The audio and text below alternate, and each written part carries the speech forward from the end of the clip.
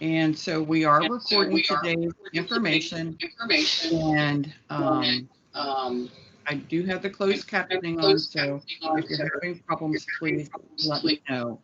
Now, while Larissa is presenting, I'll be in the background. I'll keep an eye on the chat, and you know, I will be watching for your questions and making sure that everything goes smoothly. So right now, we ask that you do mute your mics, but we want you to go ahead and use your webcams. We do want to see your smiling faces. It's one thing with Teams that we can encourage people to do. Let us see you.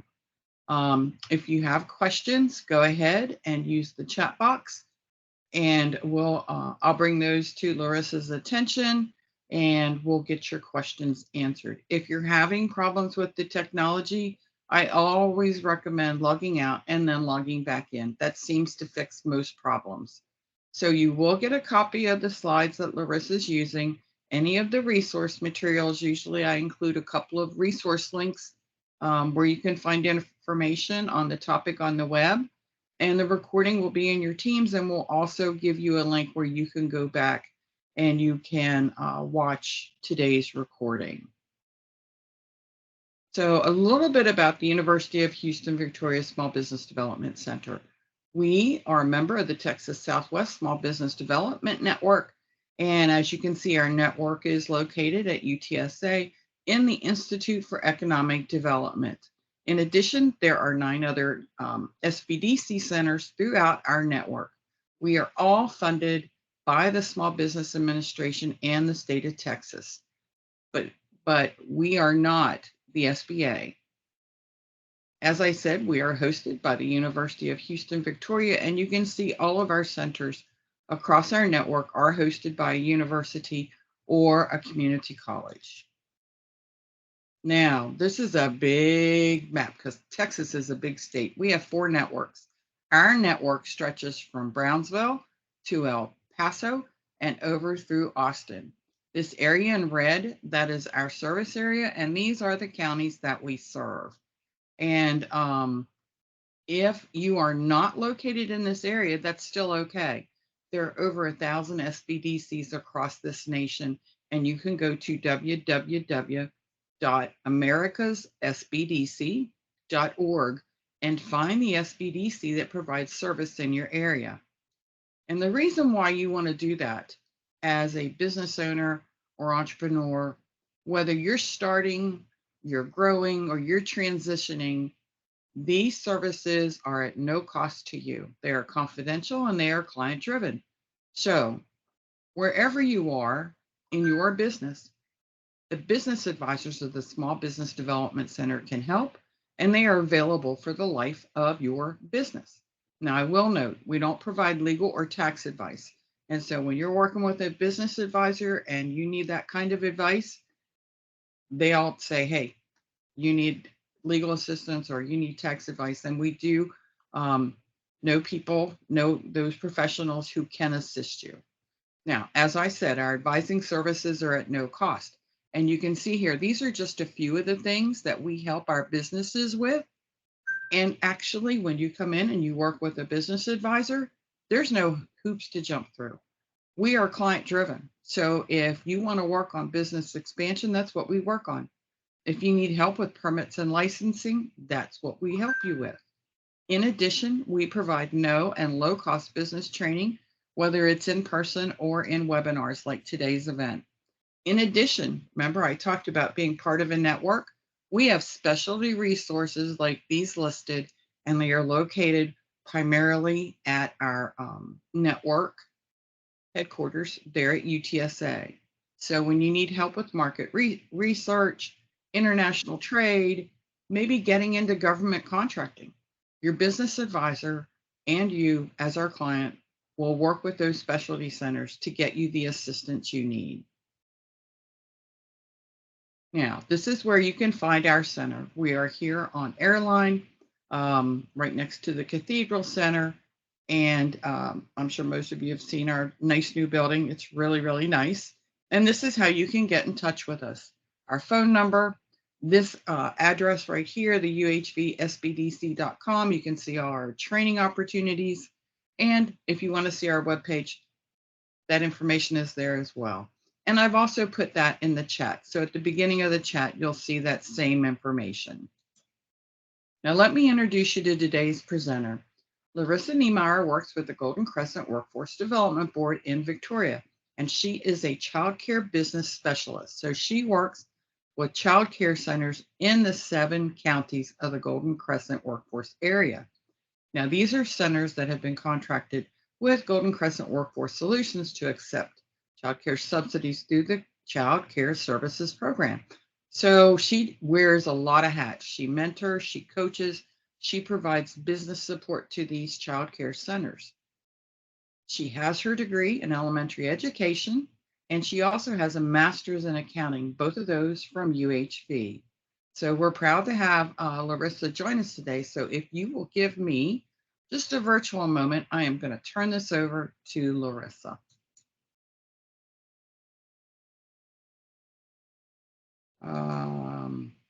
Hang on here, because Larissa, see if you can unmute yourself.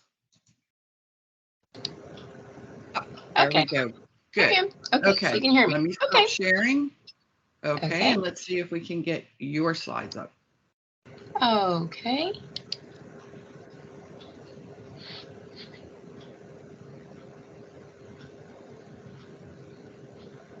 There we go. You're up.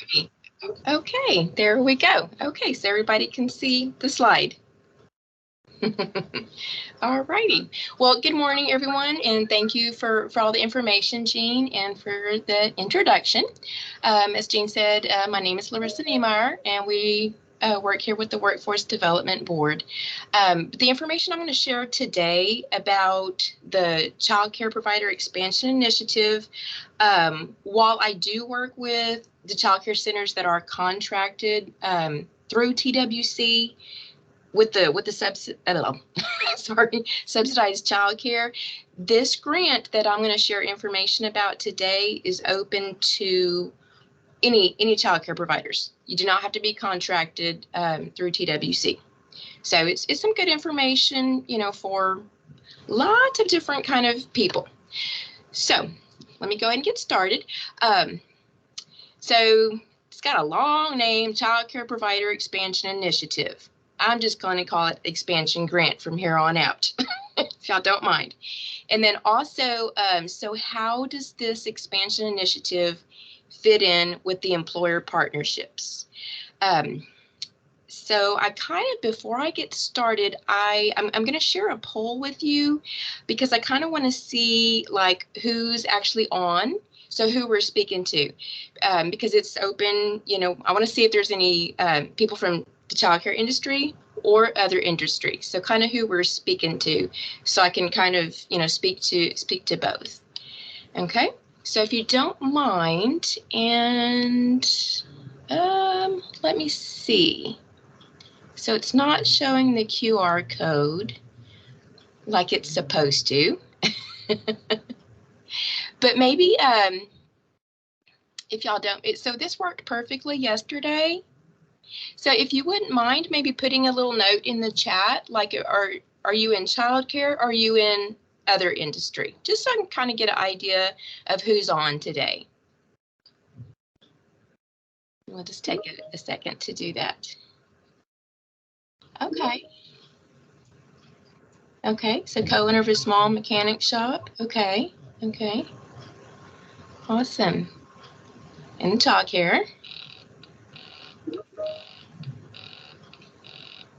Okay, so another childcare. Okay, so we do have some people from both. So great. So this is great information for all of you. So some of the information will be a little bit more tailored to those of you that are child care center owners, directors, and then if you own a different type of business, there's going to be like parts that pertain to both of you. And like I said, I will be addressing both parts the best way I can. Okay. So basically, what is Child Care Provider Expansion Initiative? So the intent of this grant was to increase the supply of quality childcare in Texas. And childcare providers, they can apply for this grant if they meet one of the requirements that you see on the screen. So of course, you have to be expanding your capacity. It could be an existing center and just expanding what you already have, or it could be opening a brand new center. And a little bit later, we're going to talk a little bit about how that works, what's open to you if you're opening a new center.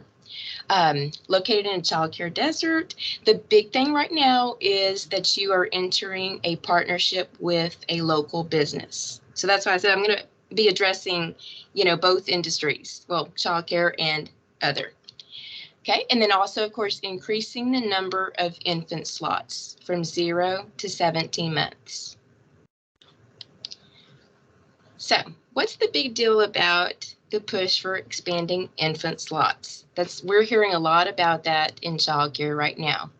So actually, how everything seems to be centered around COVID right now, And that's, I guess, kind of a thing right now. So what happened when COVID hit, actually birth rates, as you see on the slide, the first slide here, birth rates declined.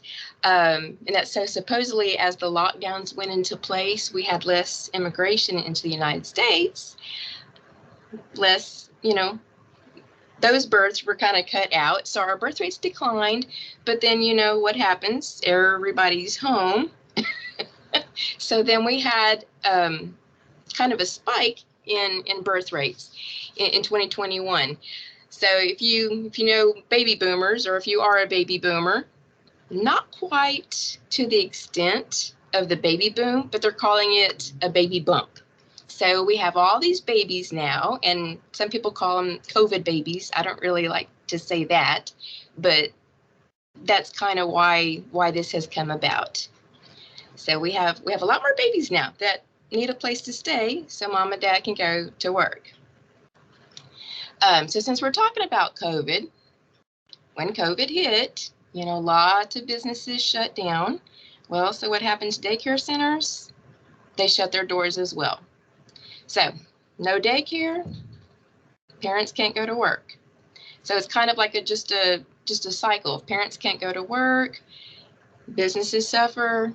In turn, our whole economy suffered from that.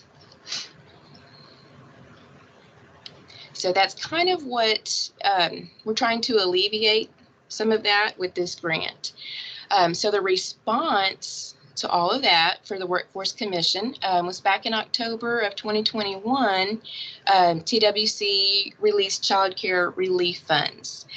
So they had a series of payments that they sent out to child care providers. So I don't know if some of you guys that are on from child care, you're probably familiar with that. So kind of a way to get them to be able to open their doors, reopen and stay open and kind of get back on their feet. So then what they did with these payments, they also put this grant in place. So we have the Child Care Provider Infant and Toddler Expansion Grant. Again, quite a mouthful.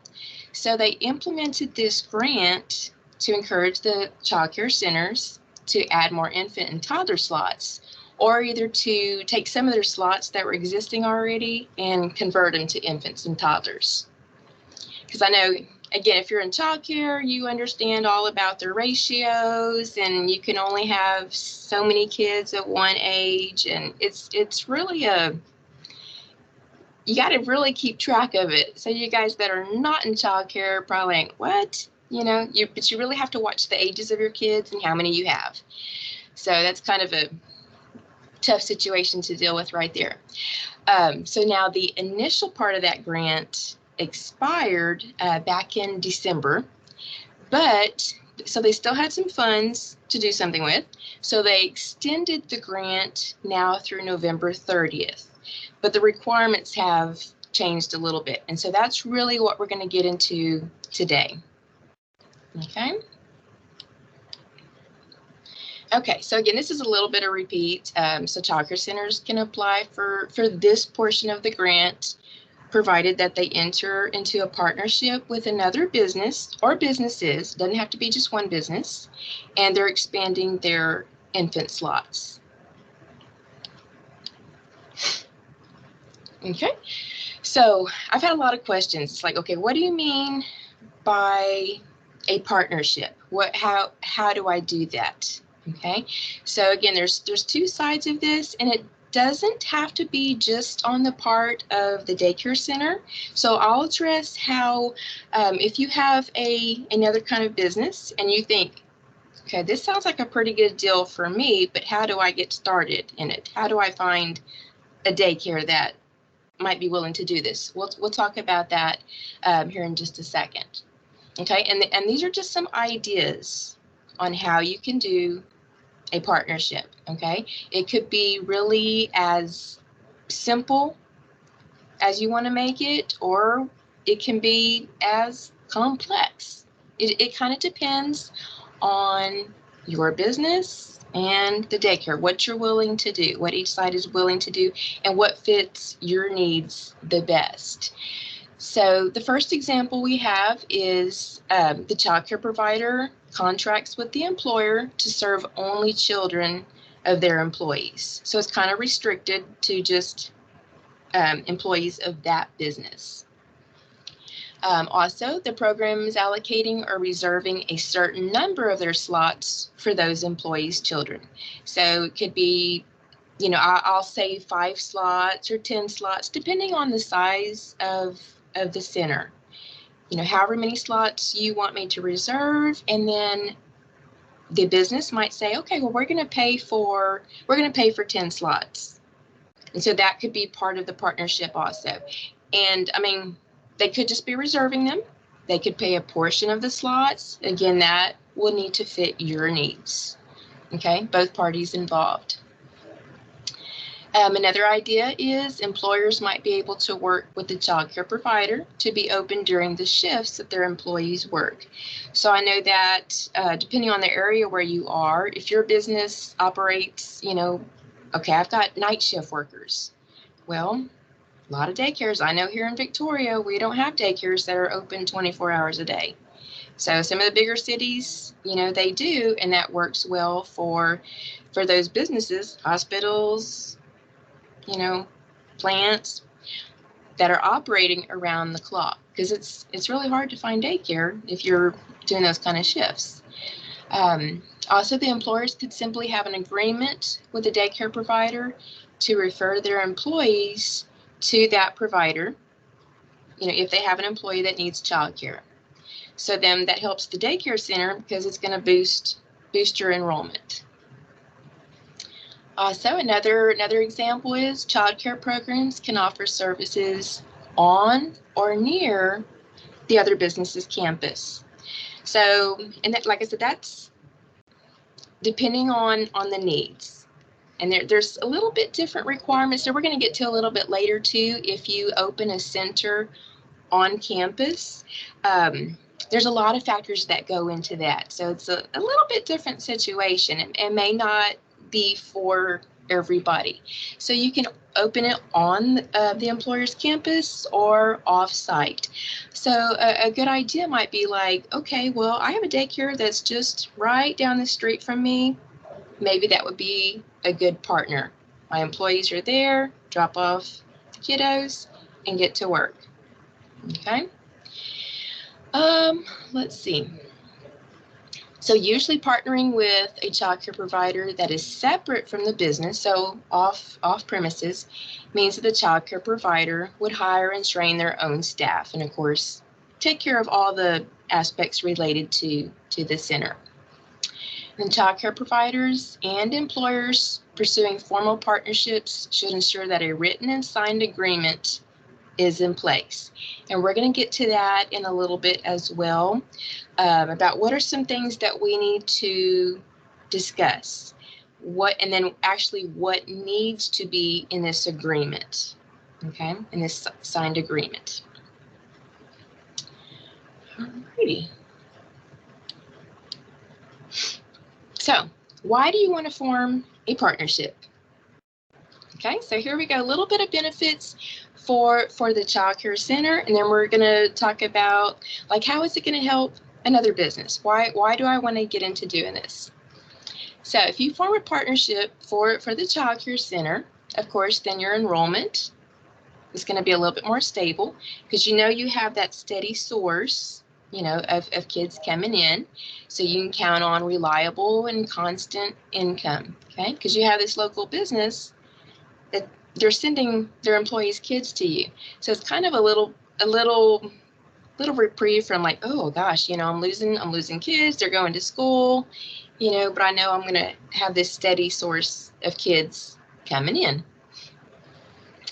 Also, you partner with a business, so that's advertising right there through your partner, okay? Because they're going to be promoting your business as well and going, okay, well, we've got this daycare center that we partner with, and this is, send the kids over there. And then again, like I said, you may be paying for slots, having slots reserved, again, whatever the choice is to do with that. So of course, if you have somebody already promoting your business, that's going to save you time and money on marketing your business. Also, again, you could match their business hours. So again, if they're open, like, night shifts, you could match those hours and kind of adjust your schedule. And then even be closed on holidays or during times the families are not at work. So we have, in some different areas, we do have some centers that are actually affiliated with the local school district. So their hours match the school district's hours. They're not open during Christmas holidays, summer, they take those same holidays. And then a big thing, support for your childcare business. So you have a good source of support right there. Okay.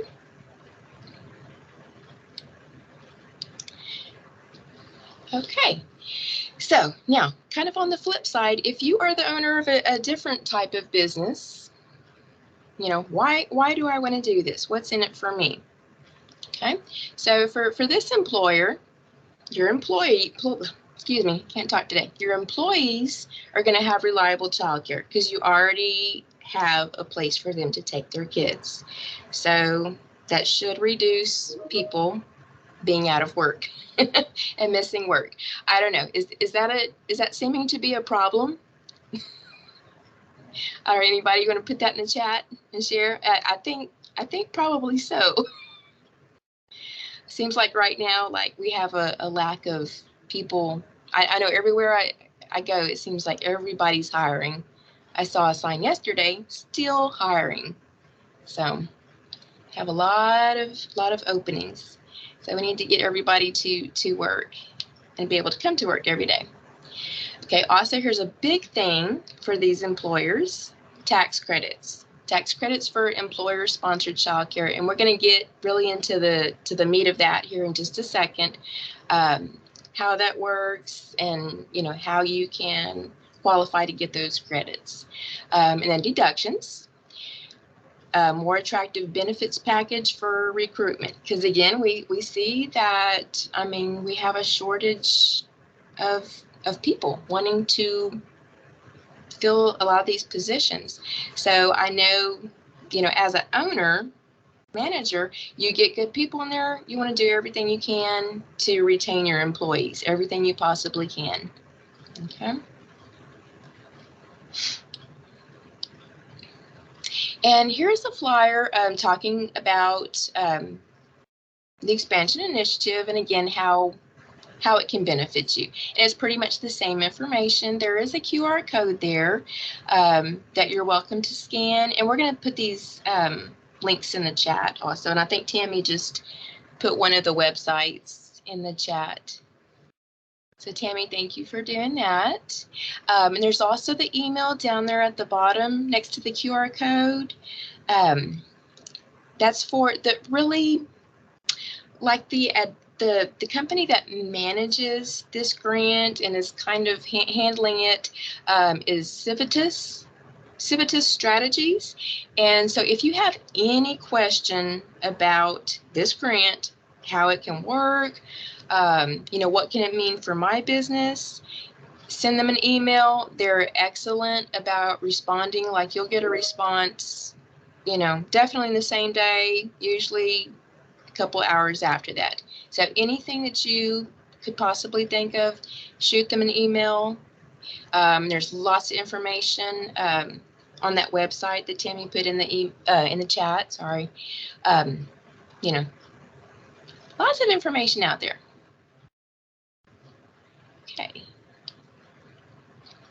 Okay. Also, another way it can kind of boost your business. Employers who offer these kind of child care benefits to their employees have reported increased employee retention and loyalty, improved productivity, and a better workplace environment. Okay, because of course, if you have a place to take your kids, if you're a parent and you're trying to struggle, I know we have people here in my office that are trying to find childcare, and it's difficult these days. It really has become a struggle. So if they have that, that's a stress off their mind. They're not thinking about that when they're at work with you. So that's going to be a little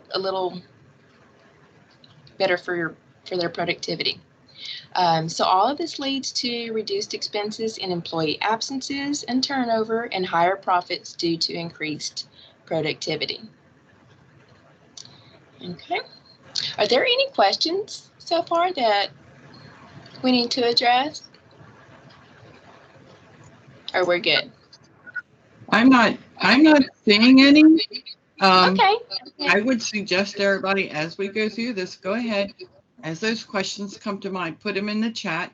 As you can see, Larissa's watching it, I'm watching it, and so is Tammy. And we really appreciate Tammy being here with us today as well. Okay, good. Because I feel like I'm just talking. I see there is a hand raised. I don't know if there's a question.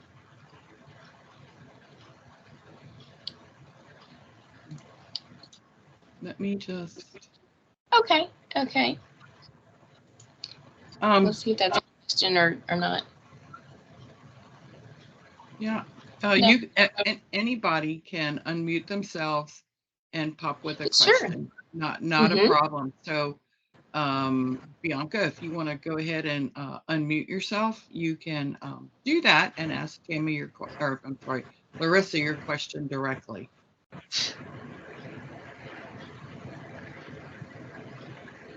Okay. Well, I guess we will move on.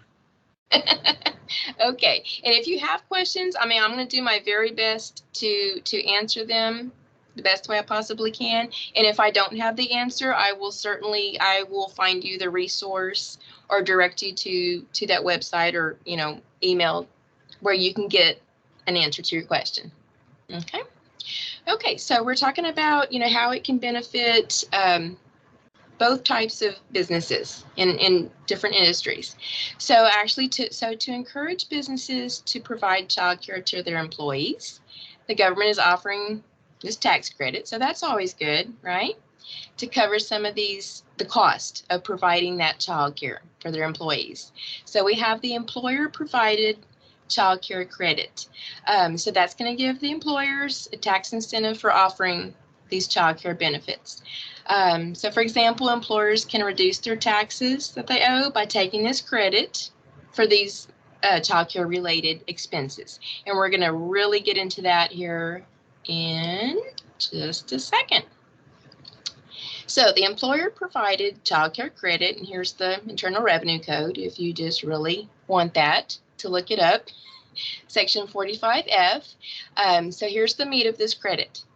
So you can get a tax credit of up to 25% of your qualified childcare expenditures, and also 10% of qualified childcare resource and referral expenditures. Okay, so what that means is resource and referral if you help your employees find daycare.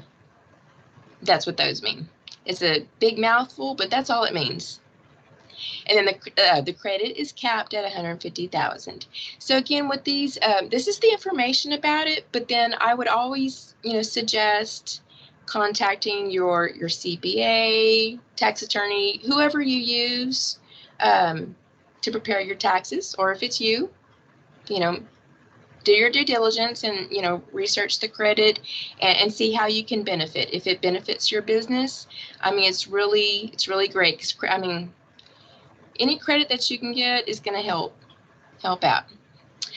So you may be eligible to claim this credit for expenses that your company incurs to provide childcare services to your employees, whether that's on site, on your premises, or if you contract with a childcare center. Okay, as well as those expenses that you incur to help them find childcare. Again, that's the resource and referral. Okay. Okay, so a little example. So for example, if your business is interested in partnering with a daycare to open a center at your place of business, on your premises, you could recoup up to 25% of the cost related to constructing, expanding, or rehabilitating your business property to accommodate that center. So again, $150,000 annually is the cap for that credit. Then you can also claim the operating expenses of this facility, because again, it's on your premises. So it's kind of like you have to kind of watch, like, okay, what are all the little requirements of it for getting this credit? Okay. So again, it can really help you, but you just want to make sure and do everything correctly, right? We don't want to mess with the IRS, right? Okay. So you can claim the operating expenses of this facility. Sorry, my math is not working, including training employees and scholarship programs for tuition. Another example, if you would like to enter a contract with a daycare center to offer services to your employees off-site. So, okay, so you're going to kind of refer them to this daycare that's just down the street. You may claim 25% of business expenses, again with that cap of $150,000 for facility maintenance, child care providers' wages and training, and children's tuition. Okay, so we do have a question.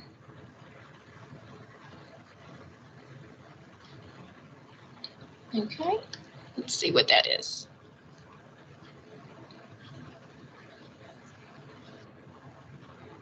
Okay, so Bianca's question is, with the expansion, how does it work when the child care licensing only allows you so many infants in the center according to your ratio? And that's an excellent question, because there are different limits for different age groups, right?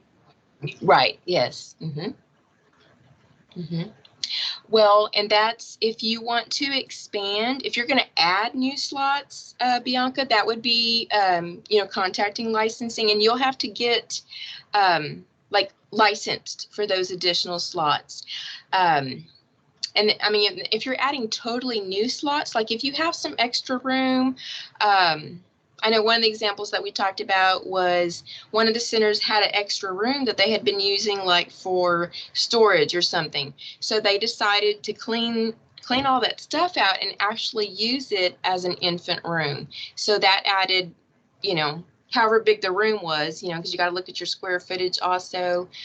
So they had to get licensed to have those additional kids. Okay. Okay. Close by building. Okay. So open a close by building. Let me see if I can see your whole question.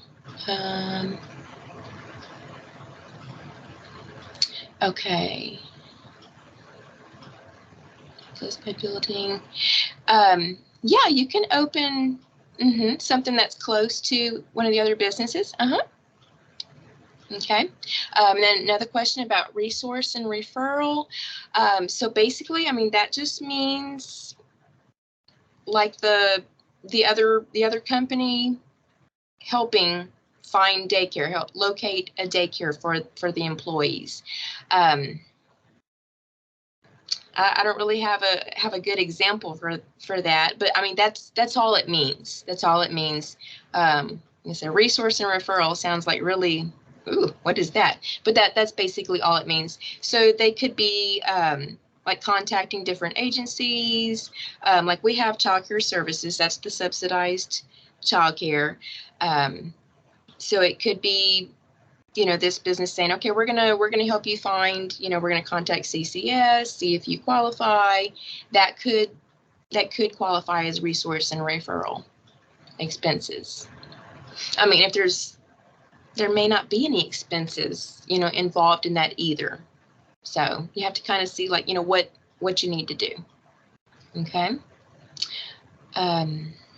Let's see. So if you offer resource and referral, again, to your employees, you can claim 10% of these expenses as part of that tax credit.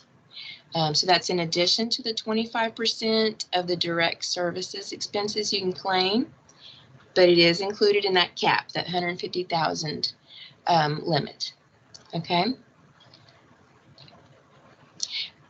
I hope I answered your question, kind of. I'm not sure if I totally answered it or not. And you can let me know. And you may have questions. I was thinking the other day, I was like, there's probably things, if you're at a center and you're wanting to expand and you're thinking, okay, well, I do have this room, I could expand and add, 4 more babies, So that's 1 more staff member, 4 more babies. I have the room, but you would need to contact licensing and make sure, that gets approved and you're licensed for those additional babies. So you definitely want to do that too.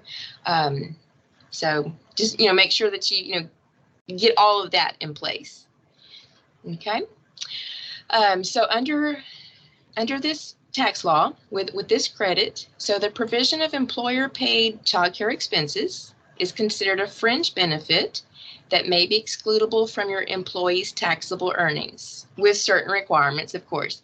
So it's helping the employer, and it's also helping your employees.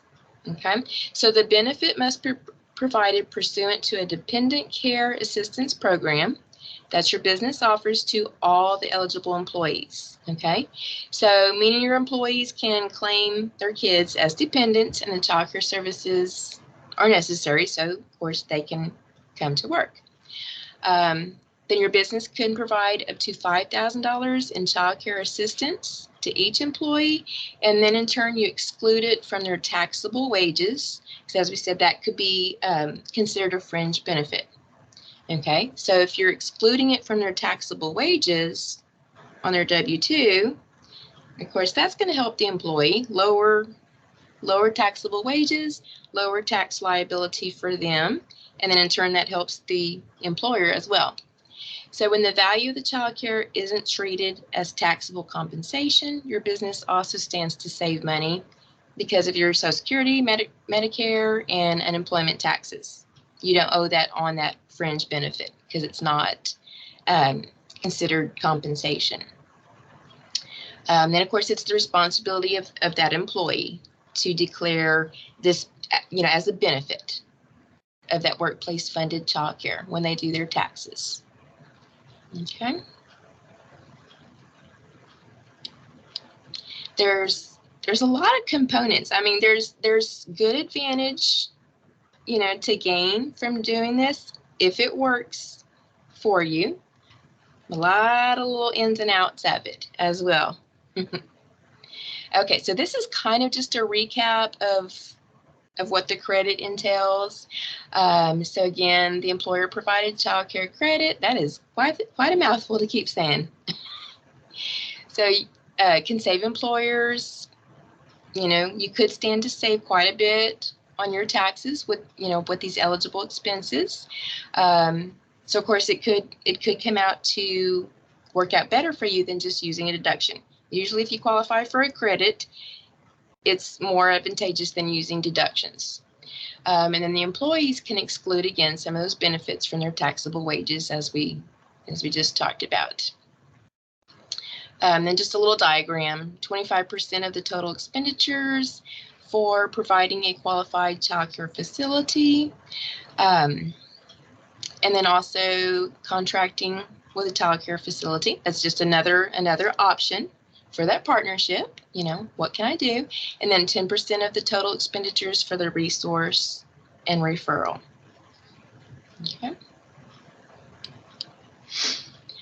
Okay, so here's an example, and I know it's showing up really small on my screen. Let me see. Okay, there we go. It's a little better. I was kind of minimized. Okay, so an example of how this credit can benefit you. So your 100-person business wants to renovate a space so that you can provide childcare as an employee benefit. So you can reach out to a childcare provider, okay? So the childcare provider can accommodate up to 18 kids in that space that you can designate as a childcare center with 1 to 2 staff members. So then the childcare provider is going to open their site, okay, that's operating within your space. So it's on premises. Okay, after discussing and recording the terms of your partnership, you both sign a written service agreement. And again, we'll go over those items, what has to be in that service agreement here in just a minute as well. Okay, so you agree to cover the cost of renovating that space to make it suitable for childcare, then preparing an outdoor space, cost of $25,000. And then in turn, the childcare provider is responsible for staffing and running the childcare program, of course, and then they're going to provide the supplies that they need for the kids. Okay, so the new program is going to provide services starting in January 2023 with a capacity of 18 kids. Okay, so your company is offering to cover 10% of the tuition. And again, this could be something, whatever fits the needs of the business and the childcare business, whatever y'all can work out. The provider charges an average of $250 per week per child. So 10%, 10% of 250, we got $25 times 52 weeks times 18 kids. Okay. So you're going to allocate $25,000 per year as the employee child care benefit. If you report the $25,000 in renovations on your 2022 taxes and begin offering this benefit in 2023, then you can claim $6,250 as a tax deduction. So that's your 25% of those expenses. Okay, so the true cost to your business each year would be closer to $18,000. Okay, so again, as a way, you're paying a little bit, but then it's also a way to keep your people on board with you. Because again, we know that's become quite an issue, I think, for quite a bit of businesses. I know a lot of our centers here in town, that's one of their big things. We can't find staff. And I know other industries as well are having a tough time right now finding staff, finding employees and keeping employees. Okay, so here are some things if you are thinking about forming a partnership. And the thing with this that I wanted to say, it could be either type of business. If you're the owner of a daycare and you're like, yeah, I would like to take advantage of this grant. So you're looking in your area, maybe there's a business down the street or, a business that you're like, hey, maybe I want to open a new site on their premises. Maybe this business down the street has a lot of employees that have, kids. Got younger employees, they're having kids that need daycare. Approach that business. So you want to have this information, with you to share with them, like, do you want to partner with me? And here's how it can help you. It's going to help both parties, but you got to make it worthwhile for the other partner. Okay, because it's going to be a little bit of work for both parties involved. And then on the flip side of that, if you own a business where you're like, golly, my employees, they're missing work all the time. because they don't have a babysitter, they don't have childcare. Maybe this is something that would be advantageous for me to look into. If there's a daycare, close to you, approach them as well and say, I've heard about this grant with a partnership. Maybe we could do something. So it could work for, either party involved to approach another type of business. But it can have a little information so that you can share that with them.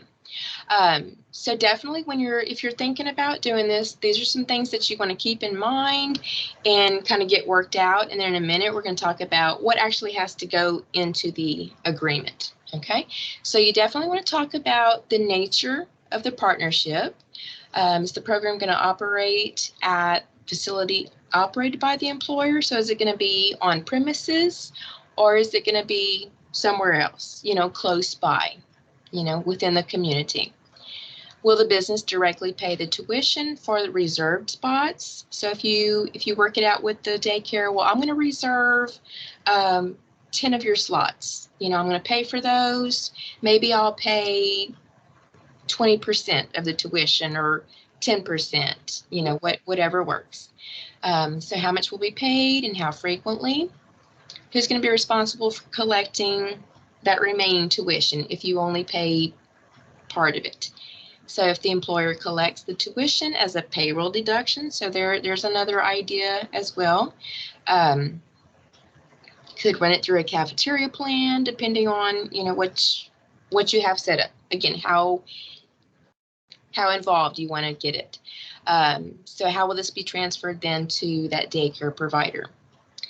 The location, is the location a new childcare program, or is it one that's been operating already? What about any renovations? If so, how long? You need to talk about, the address, exact location. How is this going to work, basically? Then also, what ages? What ages are the kids that we're talking about? Well, we know the big thing is we're expanding infant slots, but then you could work out in the partnership. Okay, we're gonna reserve 10 slots. However you want to do it, we want to reserve 10 slots. Whether you, daycare provider, want to reserve 5 babies, 5 toddlers, again, that would be something that you work out between you.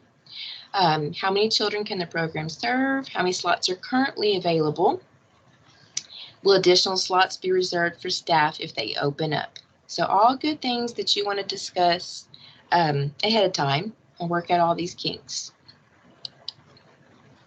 Also, what are the program's hours? So we talked a little bit ago about maybe it's a company that operates, around the clock. Do you want the daycare to be open during those hours also to be able to serve your employees? What days, times during the year? Is it closed? And demand. A good thing too is to go to your employees and say, is there a need for this?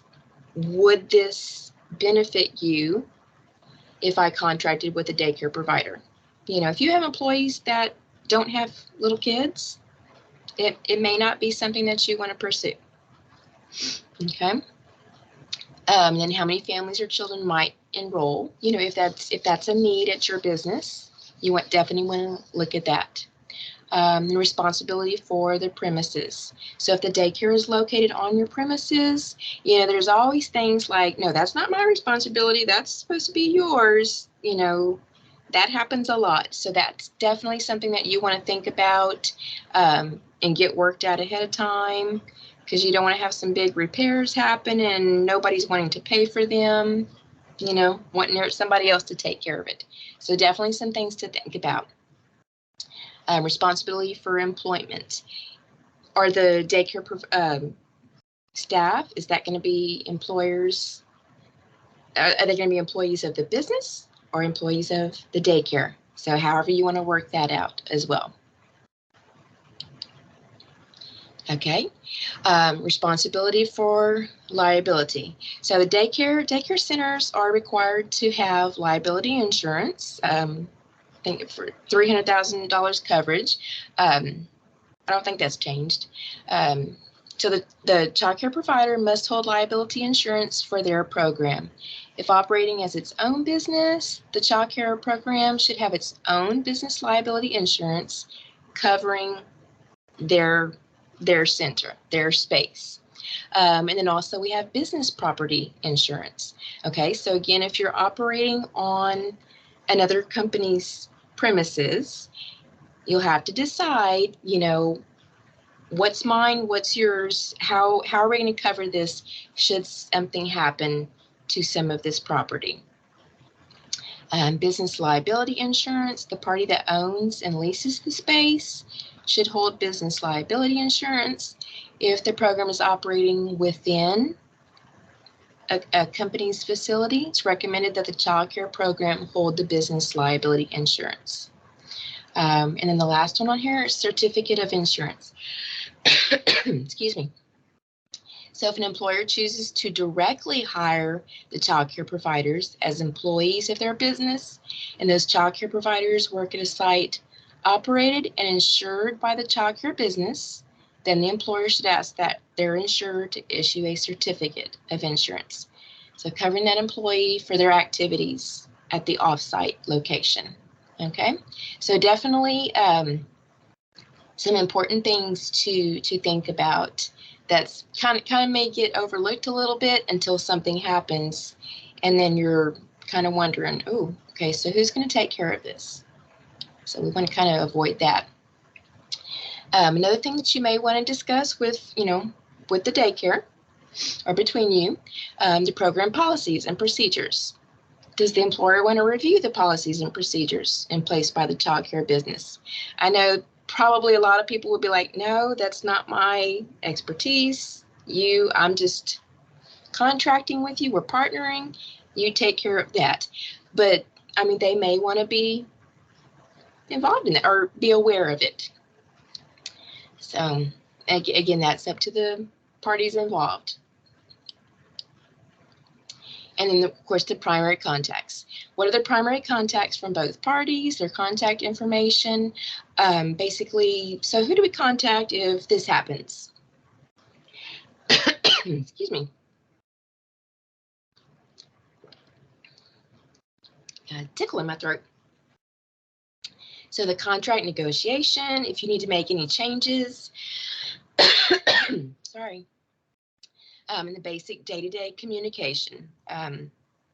If there's a repair that needs to be made and the other business owns you're operating on premises, maybe you need to let them know, hey, we got a leak or, whatever, this needs to be fixed. And then any accounting or payroll issues. I'm so sorry. Okay, and then lastly, what actually you need to make sure that you have in this service agreement in writing. So the key pieces, of course, the names of the employer or employers, both parties. And again, as I mentioned a while ago, so a child care provider, a center, could partner with more than one business. Maybe there's a little strip center next to you, and there's 2 or 3 businesses in there that all want to partner. That's perfectly okay. So there needs to be an agreement with each of those businesses. And it might be a little bit more complicated if you involve more than one business. But again, that's something that's doable. Okay, so the details of the child care business, providing services, the hours, ages, and any other details. The location, is it on premises, off premises, or just in the community? Also the projected number of families that are going to need child care services. Here's a big one. If the employer will financially support the partnership, they can, like we talked about, pay 10% of the tuition, whatever works. The start and end date of the agreement. Employers may decide that they want to pay a portion of their staff's child care cost directly to the child care center. So if that is the case, you need to make sure and put that in the agreement as well. Alternatively, employers may opt to promote the business without financially supporting them. Okay. And lastly, do we have any questions? I feel like that was a lot of information, and I don't know. We'll see if there's any questions that I can answer. Excuse me. Okay. Folks, I'm really sorry. The teams will not let me unmute you. So if you have questions, type them in the chat box.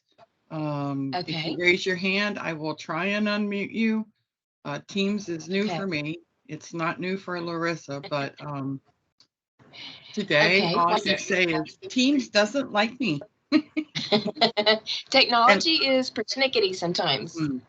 I will So also let people know we're going to send you Larissa's contact information, and sure. in every workforce board, there is somebody to help you with child care issues, whether you're a provider or you're an employer looking for solutions. So you don't have to be within the 7 counties that Larissa covers. She can help you find that person who covers your county and can help you. So don't be afraid to reach out.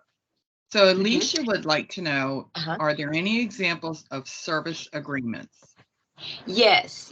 Alicia, so on that website, I think Tammy put it a while ago. So Tammy, if you want to put that in the chat again, with the childcare.texas.gov, that is a great website. It has tons and tons of information on there. Maybe almost too much, because I get lost sometimes looking on there, and then I'm like, where did I find that? So I'm trying to find it again. But there are some examples of some actual service agreements on there, and they've like set them up for different types of arrangements as well. So there are some examples on there that you could kind of follow to get something in place. But yeah, that's definitely the website where you want to get started. Okay. Let's see, who can we speak with? I'm going to blow this up. About seeing if we qualify. You can go to that website as well, and they have, and actually, if you go to that email, that Civitas email, Tammy put that a minute ago. Maybe she can put that again. If you have any like specific questions, I suggest emailing them and saying, this is my situation. Is that okay? Could we qualify for the grant? Okay, and if our idea is to get this grant, yeah, sure. I would definitely email them with any of your specifics. Now, I will tell you this, I have looked at the application process. It is, I mean, you can get a good amount of money to help you with this expansion, but then it's going to be some time and effort to apply. I lost my words there. Okay. But yeah, definitely email them. Look at that website, because there's, just tons and tons of information on there. Like everything you need is on that website. And Angela, yes, I believe Jean said she was going to send the PowerPoint out. Is that correct, Jean? Yeah, as soon as you send me a copy of your slides, then we'll share them with everyone. Okay. So Alicia, I'm a partner in the business and get paid as a shareholder.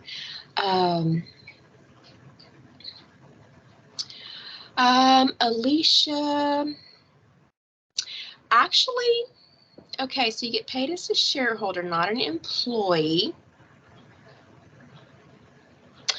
I would definitely ask, like, if you have a CPA that you use or whoever you use for your taxes, I would ask them about your specific question, because Civitas is really good about the grant. I don't know that they would actually, like, this is more like tax advice. So I would definitely contact your tax person, your tax professional about your question. Okay. But she raises a good point, Larissa, because in effect, as a shareholder, she's almost like a company owner, and she wants to Right, take right. advantage of what that grant offers, and that may be something that Civitas can answer in terms of, Mhm, I've got this grant. mhm, Can I benefit by having my children be provided mhm, daycare as part of the grant? And that's a good mhm. question for them. Yeah, it is. It is. I mean, you can email them as well. I mean, I would always suggest, follow up with your CPA. Reach out to both of them just to make sure that you got everything lined up. But definitely, definitely.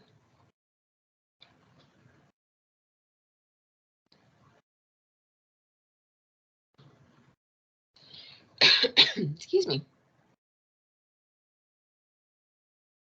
Okay, I see Alicia's putting another typing in the chat.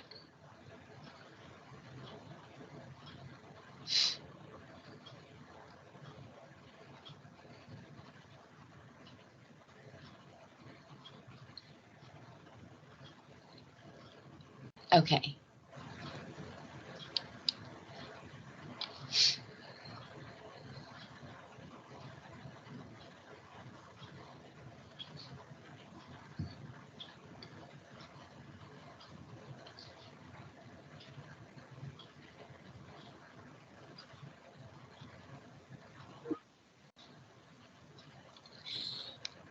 Thank you, Alicia. Yeah.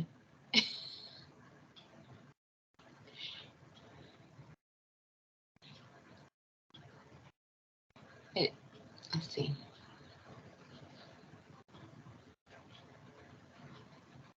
And Jean, I don't know if I need to hand it back over to you, Jean, but I'm going to, okay.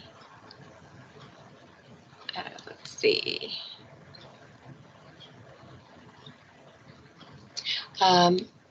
Okay, so for Jack and Jill, is there places that already have businesses that may need this? I think definitely so. I think there's definitely businesses that could benefit from this. But they may just not know that it's out there. So that's why we're trying to get some information out there so everybody's aware of it. So, and then, someone who can steer us their way. What I would do in your community, I would just, if you have some ideas, if you know of businesses that are close to you, I would just go and approach them and say, take the information when you go on that website.